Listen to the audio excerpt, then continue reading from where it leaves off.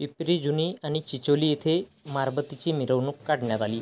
भंडारा तालुक्यातील पिपरी जुनी आणि चिचोली येथे दिनांक 3 सप्टेंबर 2024 रोज मंगळवारला सकाळी 6 ते 10 वाजता दरम्यान मारबतीची मिरवणूक काढण्यात आली. विशेष म्हणजे 2 गाव 1 मारबत काढण्यात आली. एकोपाचा संदेश देण्यात आला. यावेळी दोन्ही गावातील सर्व नागरिकांनी आणि महिलांनी सहभाग घेतले. इडापिडा घेऊन जा अशा घोषणा देत गावातून मिरवणूक काढण्यात आली.